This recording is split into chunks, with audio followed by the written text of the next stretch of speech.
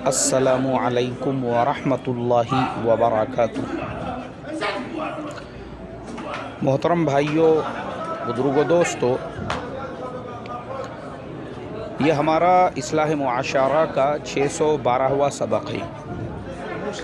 मोहतरम बुजुर्गों, आज संडे है और हर इतवार को मैं आपकी खिदमत में आपके मसाइल और उनके जवाबात भेजता हूँ और तकरीबन एक लंबा गैप आपके मसाइल और उनके जवाबात को पढ़ चुका है, लेकिन आप बेफ़िक्र रहिए। आज मैं उसको गैप देने वाला नहीं हूँ। इंशाअल्लाह आपके मसाइल और उनके जवाबात भी आपकी खिदमत में पहुँच जाएंगे।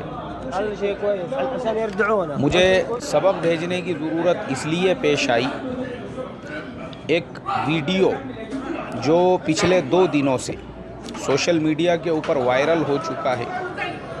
सऊदी अरबिया में जिद्दा के करीब एक मस्जिद के इमाम वो जुमा का खुतबा दे रहे हैं और खुतबा देने की हालत में उनको वहाँ से खींचा जा रहा है, यहाँ तक कि उनके साथ जिस तरीक़े की बदसलूकी की गई, उनके गर्दन के ऊपर हाथ रखकर और जिस तरीक़े से वो नौजवान उनको ज़लील करके, वो नौजवान उनके साथ में एक मुजरिम की तरह से सुलूक करके उनको वहाँ से खींच के लेकर जा रहा है।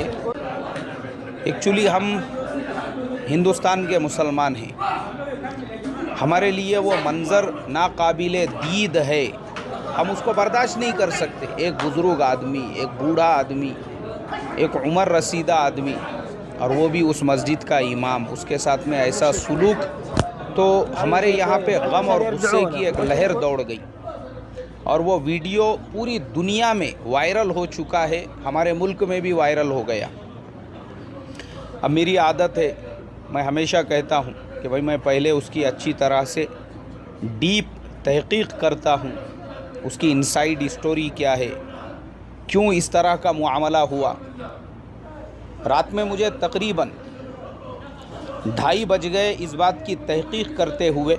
अलग अलग वेबसाइट्स के ऊपर मैं फ़ाइंड आउट करता रहा कि भाई ये मुआमला असल में है क्या।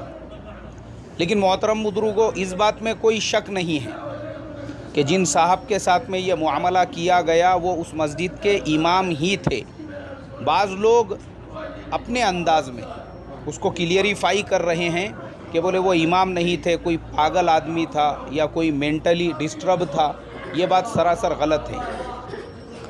इसलिए कि मैं आपको बता दूं, चाहे सऊदी अरबिया हो या कोई और अरब मुल्क, वहाँ का इमाम जब वो जुमा का खुतबा देता है तो उसके बदन पर जो लिबास होता है उसके ऊपर और एक्स्ट्रा, जैसे हमारे यहाँ पे बाज़ जगह पे हम लोग शेरवानी पहनते हैं, कोट पहनते हैं, इसी तरीक़े से सऊदी अरबिया और अरब ममालिक में ये चीज़ कंपलसरी लाजमी है कि खुतबा देने से पहले इमाम अपने लिबास के ऊपर एक और कत्थे कलर का जो जुब्बा होता है वो डाल देता है।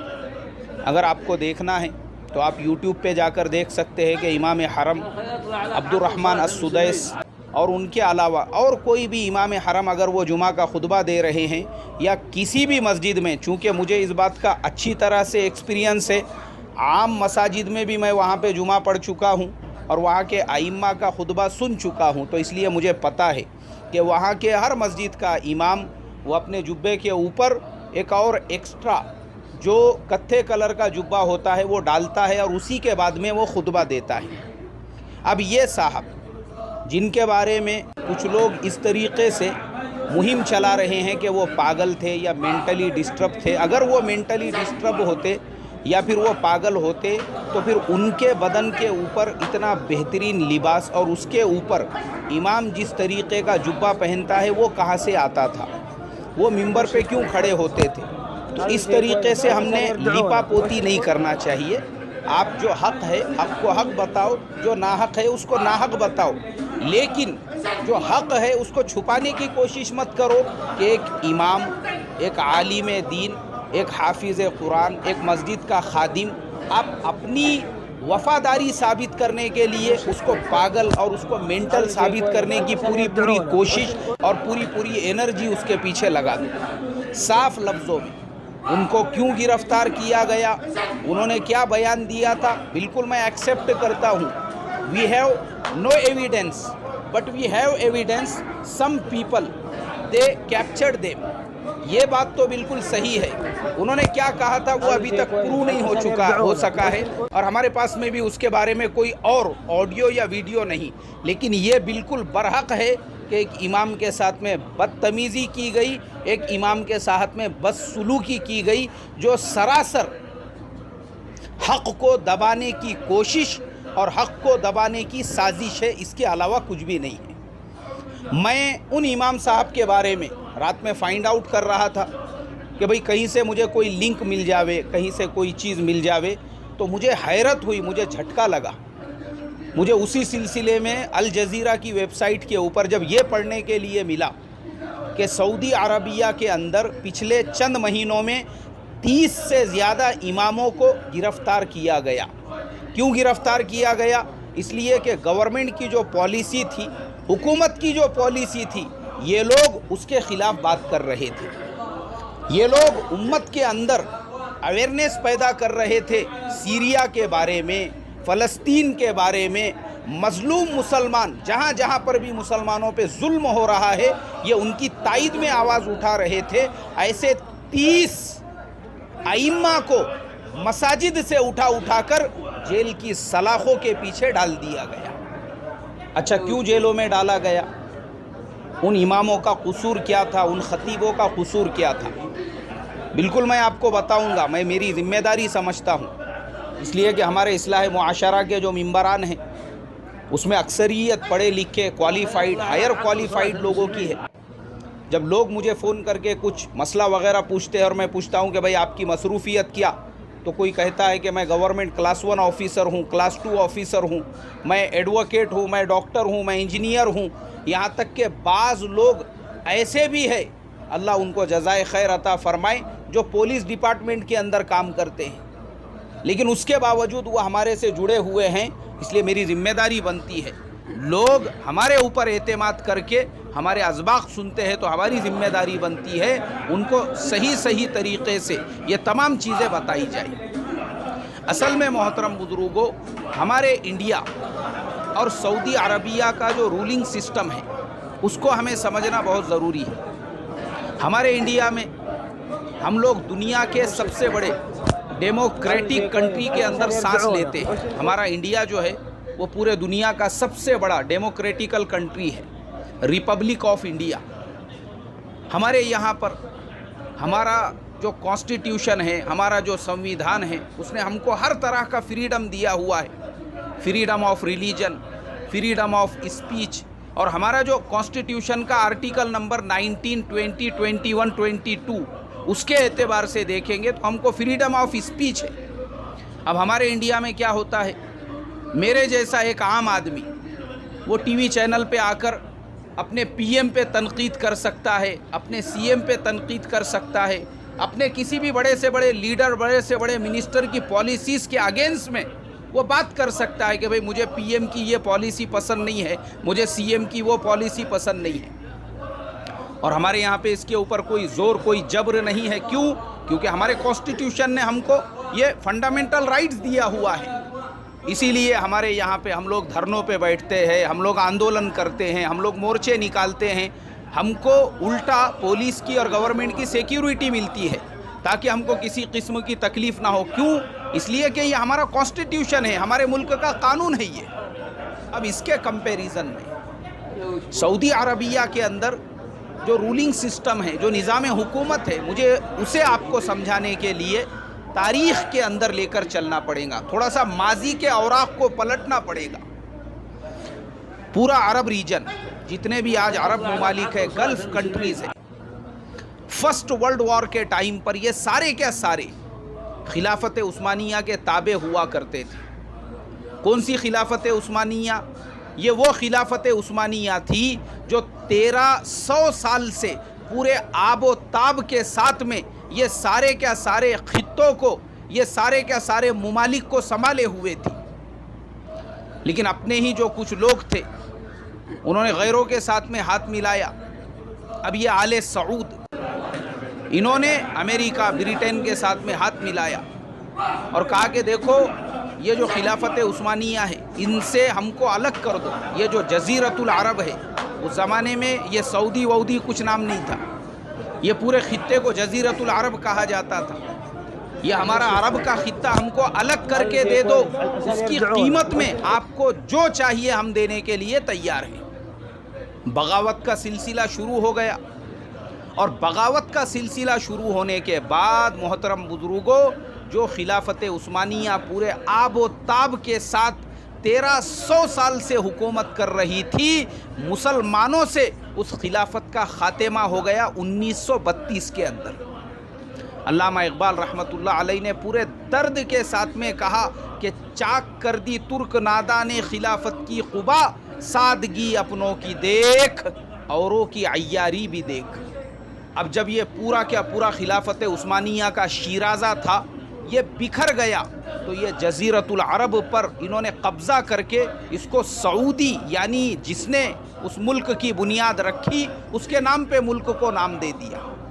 جزیرۃ العرب کا نام بدل دیا اور اس کو نام شاہ سعود کے نام پر، پورے ملک کا نام سعودی عربی کر دیا. اسی لیے آج اسے کنگڈم آف سعودی عربیہ کہا جاتا ہے.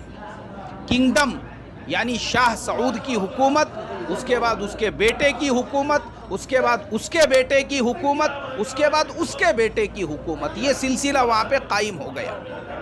اب شاہ سعود کی جو حکومت ہے اس کو مضبوط کرنے کے لیے لاشوں کے ڈھیر لگ گئے، لاشوں کے ڈھیر، یہاں تک کہ اللہ کے پیارے نبی صلی اللہ علیہ وسلم کی آل اور اہل بیت، ان کے جو گھرانے مدینہ منورہ کے اندر اور مکہ مکرمہ میں تھے، ان کو نیست و نابود کر دیا گیا اور اہل بیت کو سعودی چھوڑنے پہ مجبور کیا گیا. یہاں تک کہ بہت ساروں کا قتل عام کر دیا گیا، کیونکہ لوگوں کے دلوں میں اللہ کے نبی صلی اللہ علیہ وسلم کے اہل بیت کی ہمدردی، ان سے محبت، قلبی لگاؤ تھا. انہوں نے کہا کہ یہ اہل بیت اگر ہمارے ملک کے اندر رہیں گے تو ان کی وجہ سے ہو سکتا ہے بغاوت نہ بلند ہو جاوے اور پھر یہ لوگ کہیں پر خلافت کے اور حکومت کے دعوے دار نہ بن جائے، اس سے پہلے ان کو ہی اس ملک سے نکال دیا جائے. محترم بزرگوں، یہاں تک کہ اللہ کے نبی صلی اللہ علیہ وسلم کے اہل بیت کو نکالنے کے بعد اللہ کے نبی صلی اللہ علیہ وسلم کے اہل بیت کے جو مزارات بھی مدینہ منورہ میں تھے اور مکہ مکرمہ میں تھے، ان کو نیست و نابود کر دیا گیا، یہاں تک کہ ان کے قبروں پہ بلڈوزر چلا دیے گئے. آج آپ دیکھو جا کر مدینہ منورہ کے اندر، مکہ مکرمہ میں کیا حال ہے.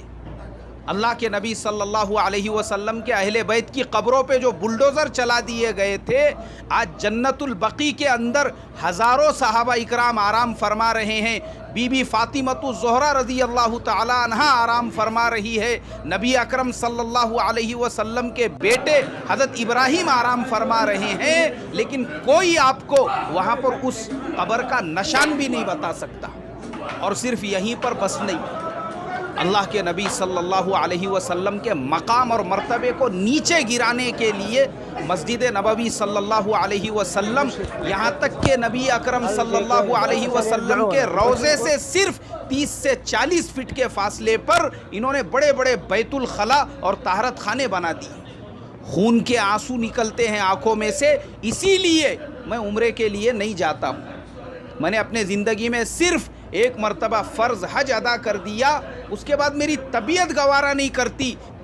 ہم اس ملک میں رہتے ہیں، ہمارے ملک کے اندر مساجد کا وہ ادب، وہ احترام کیا جاتا ہے کہ استنجا خانے، طہارت خانے وہ مسجدوں سے دور بنائے جاتے ہیں.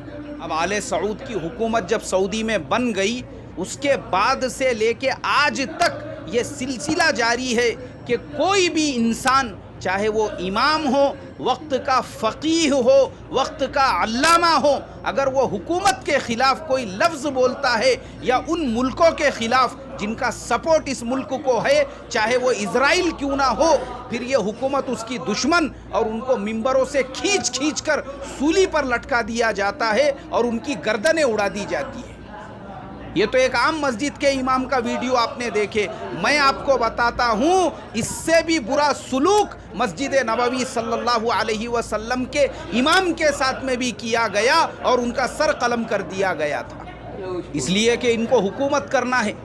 اب یہ گورنمنٹ وہاں پہ سینما ہال بنانا چاہتی ہے, یہ گورنمنٹ وہاں پہ جوئے خانے بنانا چاہتی ہے, یہ گورنمنٹ وہاں پہ ہر طرح کی فحاشی کو عام کرنا چاہتی ہے. اس لیے وہاں کے علماء, وہاں کے فقہا, وہاں کے ائمہ کے درمیان ایک بے چینی ہے, اور وہ اگر جمعہ میں اس تعلق سے کچھ بولتے ہیں اس کا مطلب یہ ہے کہ حکومت کے خلاف بغاوت, اور بغاوت کی سزا موت.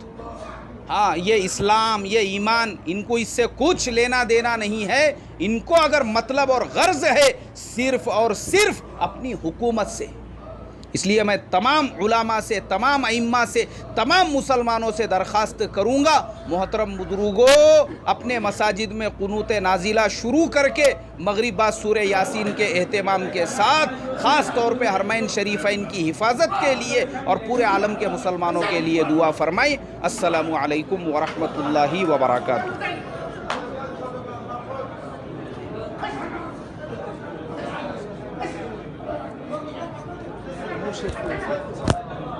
شيء كويس عشان يردعونه.